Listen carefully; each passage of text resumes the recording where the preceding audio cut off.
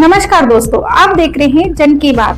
दुनिया के नक्शे पर इस समय एक ऐसी सैन्य हलचल शुरू हो चुकी है जिसने कई विशेषज्ञों को यह सोचने पर मजबूर कर दिया कि यह बहुत बड़ी जंगी तैयारी है।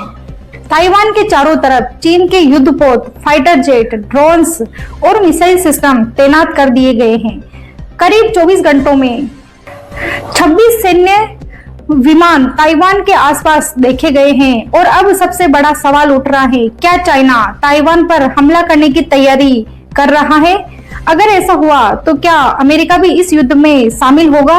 और सबसे महत्वपूर्ण सवाल कि भारत पर इसका असर किस तरीके से होगा। आज इस वीडियो में इस मुद्दे को डीप एनालिसिस के साथ समझेंगे।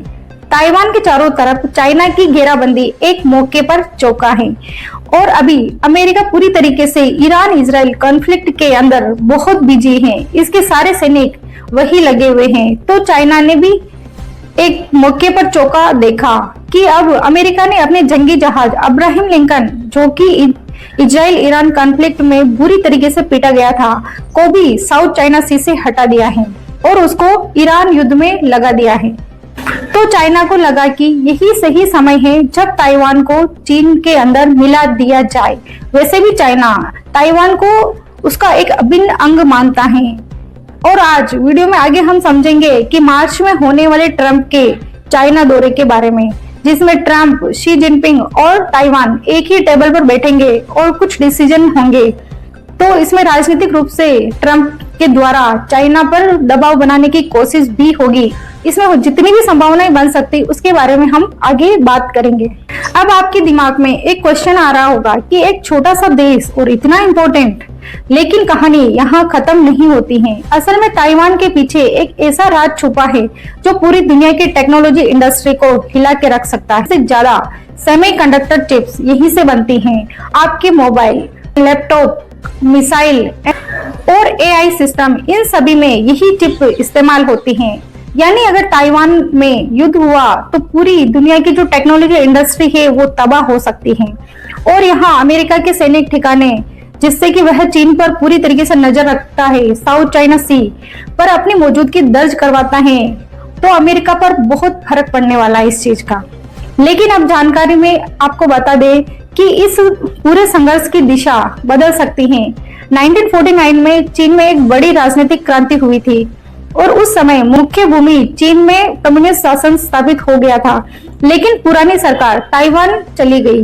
तब से ताइवान एक अलग राजनीतिक व्यवस्था के साथ चल रहा है, लेकिन चीन आज भी ताइवान को अपना एक हिस्सा मानता है।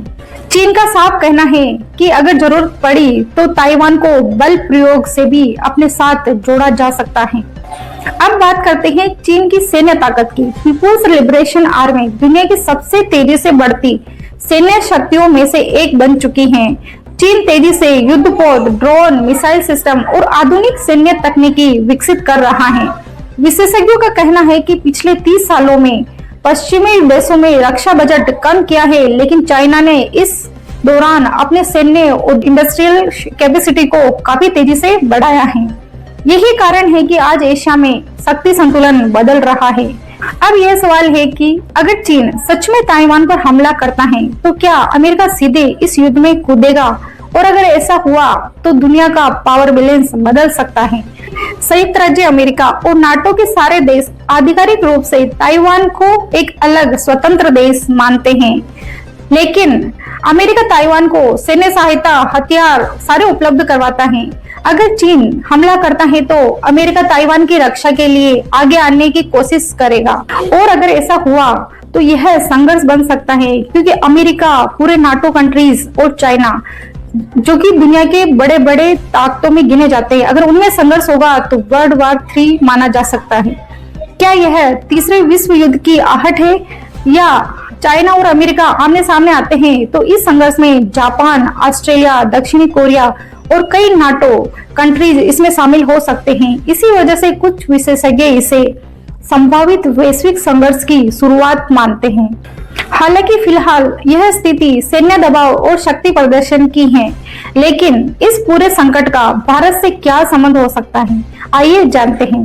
यह जानना बेहद जरूरी है क्योंकि पहला असर क्या होगा भारत पे, टेक्नोलॉजी सप्लाई।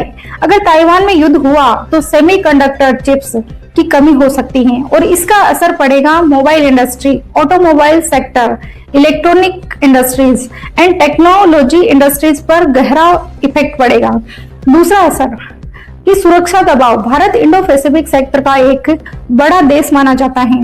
अगर चाइना ताइवान पर हमला करता है तो क्षेत्रीय तनाव बढ़ सकता है और इसका दबाव चाइना भारत सीमा पर भी देखा जा सकता है। तीसरा असर, रणनीतिक असर, जो कुछ विशेषज्ञ मानते हैं कि अगर पश्चिमी कंपनियां चाइना से बाहर निकलती हैं तो भारत में मैन्युफैक्चरिंग और टेक्नोलॉजी का नया सेंटर बन सकता है। और सबसे बड़ा सवाल अभी भी बाकी है, क्या चीन सच में हमला करेगा या सिर्फ एक रणनीतिक दबाव बनाने की कोशिश कर रहा है।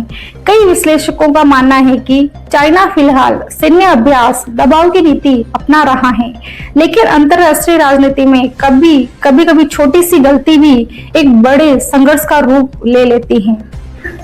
अब बात करते हैं अमेरिका के द्वारा मार्च में जो चीन में मीटिंग करने जा रहा है, जिसमें चीन के ऊपर ट्रंप के द्वारा दबाव बनाने की पूरी कोशिश होगी और ट्रंप बोलेगा कि देख, तेरे दोस्त मदुरो को तो वेनेजुएला से हमने उठा ही लिया और जहां ईरान से तू तेल लेता था उसको भी हमने पूरी तरीके से ब्लॉक करके रखा है। तो इस तरीके से उस चाइना पे दबाव बनाने की कोशिश करेगा।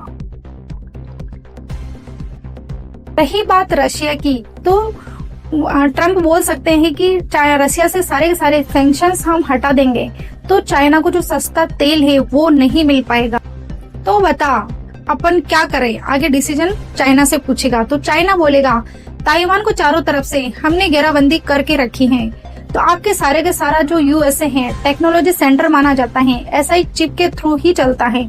अगर वही यहाँ से अवेलेबल नहीं होगी तो सारी इंडस्ट्रीज तबाह हो जाएगी। साथ ही चाइना चाहेगा कि बदले में मुझे थोड़ा सा सस्ता तेल वेनेजुएला से भी लेने दिया जाए। मार्च के अंत में यही दौरा देखने वाली बात होगी कि युद्ध किस ओर करवट लेता है, ये देखने वाली बात होगी। प्रतिस्पर्धा सिर्फ सीमाओं से नहीं है, यह प्रतिस्पर्धा है आर्थिक ताकत, तकनीकी प्रभुत्व और सैन्य शक्ति की है। और इसी पूरी भू राजनीतिक शतरंज में ताइवान सबसे महत्वपूर्ण मोहरा बन सकता है, जिस तरीके से ईरान बना था।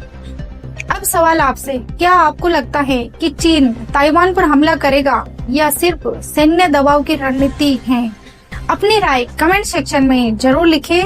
मिलते हैं नेक्स्ट वीडियो में।